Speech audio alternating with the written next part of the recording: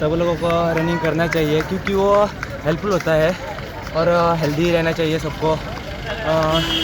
Most of adult होता है उसके लिए वॉकिंग और सब कुछ करना चाहिए और सेहत भी अच्छी रहती है इससे।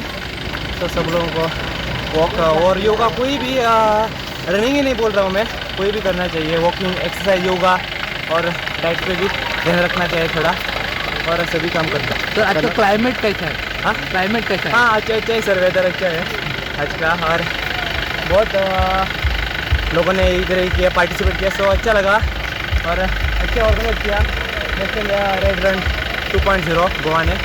देशात खूप तरेच्यो अडचणी प्रत्येकाक आसतात। एड्स हो खरोखरच देशाक आनी समाजाक लागलेली एक कीड आसा,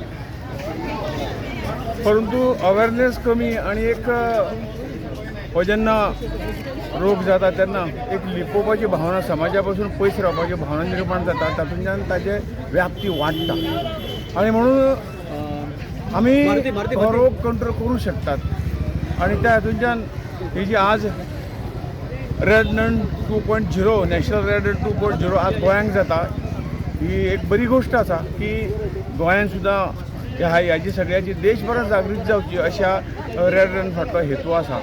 आमी सगळ्यांनी खंय तरी अशा बाधित जाल्ल्या लोकांक खंय तरी वाळींक न उडयता, तांकां बरोबर घेवन, तांकां विश्वासांत घेवन हो ही गोश्ट बरी जावंक शकता आनी बरी जाता आनी येणाऱ्या फुडले पिडयेक सुद्दां हे कठीण न्हय आनी ह्या बाबतींत आमी काळजीपूर्वक आमी आमचें जीवन फुडें व्हरपाक जाय अशी एक मॅसेज दिवपाक ही रन आयोजीत केल्या। हांव आयोजकाचे मना पासून अभिनंदन करता, तांकां आभार मानता, कारण हो एक तरुणाईक, जास्त करून तरुणाईक लागिल्ली ही कीड आसा, ही कीड आमी मुळा सकट काडून उडोवंक शकता।